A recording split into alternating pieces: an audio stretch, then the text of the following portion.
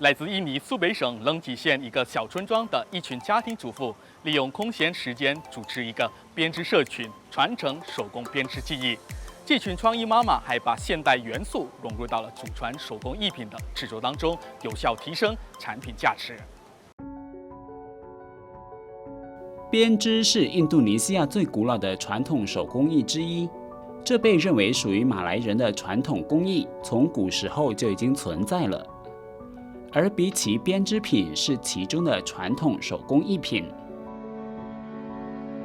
比奇是一种草本植物，一般在沼泽或泥炭地上生长。在苏北省冷吉县鲁布格尔当村被红树林和泥炭地包围，村里的一群家庭主妇试图保留祖先流传下来的比奇编织工艺品。村里的部分居民都是务农为生，到了生长季节，这些家庭主妇才会下田帮忙，平时也只是在家做家务，所以他们有许多空闲时间。加入比奇编织工艺社群的妇女们都利用空闲时间学习制作比奇编织品。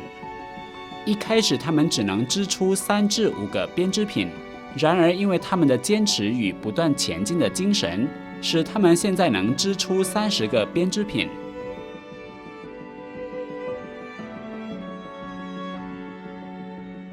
Jadi alhamdulillah kita meneruskan kerajinan dari nenek moyang kita yang dulu cuma bisa dibuat tikar, bakul. Tikar ini kan digunakan bisa untuk orang meninggal, baluknya udah tuh tempat duduk. Cuma kalau bakul itu bisa untuk nyuci beras, sayur-sayuran, dan tempat-tempat barang yang ringan-ringan lah. Purun ini tadinya pertama dibuat tikar, lalu dibuat sumpit, lalu dibuat bakul. Biasanya kalau untuk gelar-gelaran di rumah lah ya kan, bisa untuk jemur juga. Iya, mama kami buat, nenek kami pun buat juga. Nah, turun-temurun lah. Nah, iya, kalau nenek dari gadis, udah bisa lah buat tikar. Sampai sekarang lah. Nah, Purun ini sudah berdiri dari tahun 2014 akhir. Sampai sekarang di tahun 2022 sudah berjalan 8 tahun. Alhamdulillah selama 8 tahun ini kami tetap berdiri, tidak pernah terpecah karena walaupun kita tersendat dengan Covid, kita tetap berjalan.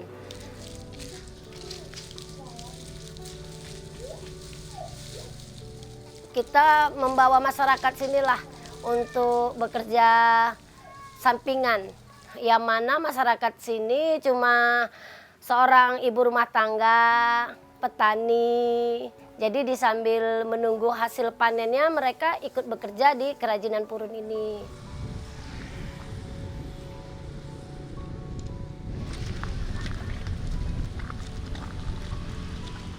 Semenjak ada Purun Serasi, yang muda-muda udah pandai lah buat tikar, buat tas tuh udah bisa lah. Terutama sekali Bu Kiki lah yang udah bisa buat tikar. Tadinya nggak bisa, sekarang udah bisa Bu Kiki. Sebagai ibu rumah tangga, jujur waktu luang itu sangat banyak gitu. Pagi saya ngurus anak, ngurus suami, ngurus rumah. Tapi di waktu siang itu kadang saya bingung mau ngerjain apa gitu. Jadi alhamdulillah diajak bergabung di Purun Serasi. Sejak awal dari tahun 2015 sama-sama bareng-bareng kami dengan ibu-ibu yang lain itu merintis Purun Serasi. Alhamdulillah sekarang sudah berjalan lebih dari 5 tahun, bisa menghasilkan pendapatan lebih, bisa membantu pendapatan suami juga. Awal mula saya dan ibu-ibu yang lain mengenal Purun itu dan belajar Purun dari nenek-nenek yang tergabung di kelompok itulah gitu. Jadi mereka yang mengenalkan bahwasanya Purun itu bisa dibuat tikar, tapi di tangan ibu-ibu kreatif di Purun Serasi, Purun itu bisa berubah menjadi produk yang lebih modern dan berdaya jual lebih tinggi gitu. Ya buat macam lah, banyak lah yang dijadikan di Purun Serasi, buat kotak tisu, buat tas, buat dompet. Ya, dipanen purunnya itu dijemur selama 4 hari itu kalau panas. Kalau nggak panas ya bisa sampai lebih dari 4 hari. Setelah dijemur, dipipihkan. Setelah dipipihkan, kalau memang mau diberi warna kimia itu direbus. Itu memakan waktu 2-3 jam, lalu dijemur lagi 1 hari. Setelah dijemur, kita pipihkan, baru kita anyam. Jadi prosesnya itu memang menghabiskan waktu 4-5 hari sampai jadi. Jadi ininya, jadi purunnya. Kalau untuk jadikan produknya cuman itu tadi 4-5 jam. Kalau untuk jadikan produknya sebentar, prosesnya yang lama. Kalau halangannya itu pasti ada. Terutama kalau untuk di purun ini, kalau hujan, purun tidak bisa dijemur. Karena kan prosesnya purun ini kan setelah dicabut itu kan dijemur. Nah kalau udah hujan nggak bisa dijemur, nggak bisa dibuat bahan gitu. Munculnya produk baru ini ide-ide anggota.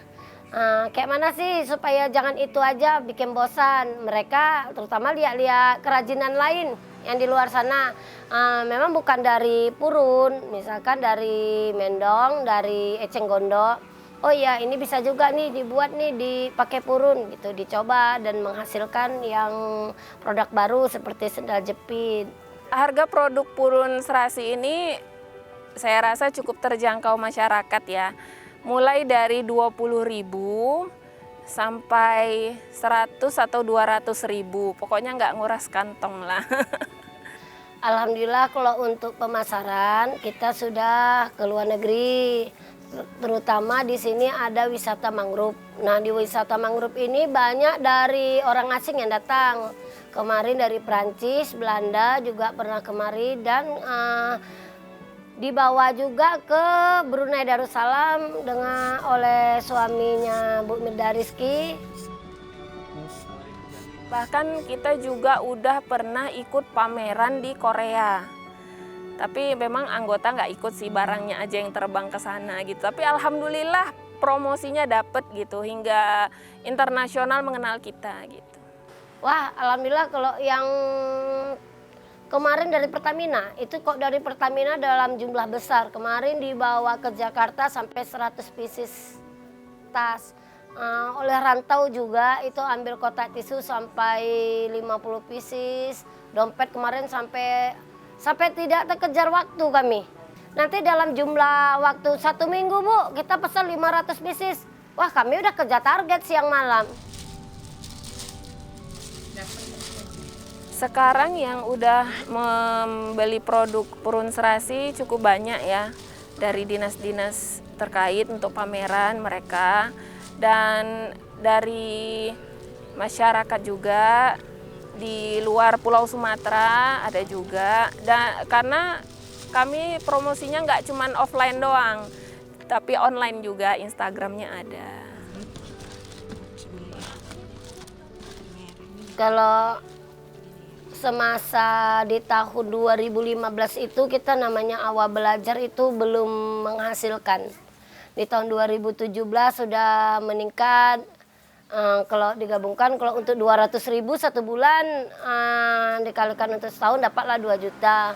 Nah kami macetnya di tahun 2020 kami macet karena COVID.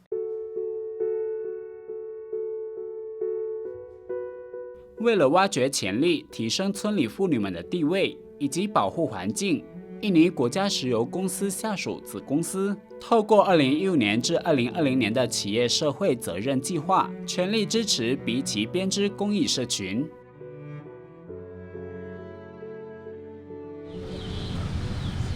Dari semenjak awal purun serasi berdiri itu, Pertamina ini cukup banyak membantu, mulai dari fasilitas bahan mereka berikan melalui CSR Pertaminanya, pelatihan untuk mengembangkan produknya gitu. Habis itu pembekalan manajemennya juga ada gitu. Jadi Purun Serasi sekarang ini berjalan nggak cuman sekedar berjalan, tapi manajemennya pun kami punya gitu. Pertamina juga pernah ngasih, sampai sekarang pun masih bantuannya masih berjalan. Waktu tahun masih dalam binaan mereka lah CSR, itu mereka ngasih alat mesin jahit, ngasih alat penggiling purun, dan bahan-bahan lainnya gitu. Lalu setelah beberapa tahun butuh inovasi nih lagi, produknya menjadi produk yang lebih baru, kami pelatihan juga ke Jawa, tepatnya itu di Jogja. Yang bawa kami pelatihan ke Jogja itu Pertamina. Itu waktu masa Bu Arsi dengan Bu Anggun. Pendampingan kami lakukan dari tahun 2014 sampai dengan tahun 2020 selama 6 tahun. Dan Gulma Purun ini termasuk CSR yang existing, yang sudah selesai kami dampingin. Namun walaupun sudah existing, kami tetap membantu dalam proses pendampingan agar tetap berjalan dengan baik. Yang pasti itu sangat baik sekali bagi saya, di mana ibu-ibu tersebut yang awalnya bergantung sama istilahnya kepala keluarganya atau suaminya, sekarang mereka bisa menambah penghasilannya sendiri gitu.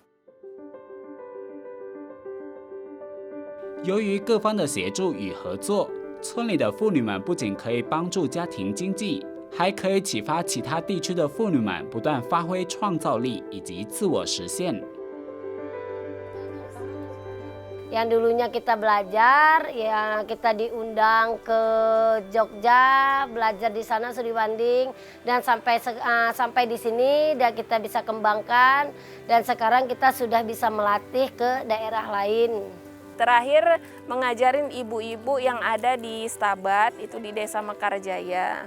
Pernah juga ibu-ibu dari Palembang datang ke workshop Purun Serasi untuk belajar di workshop Purun Serasi. Manfaat yang saya rasakan setelah gabung di Purun Serasi, awal mulai itu ya saya ibu rumah tangga biasa, yang cuma di rumah aja gitu, ngurus anak, ngurus suami.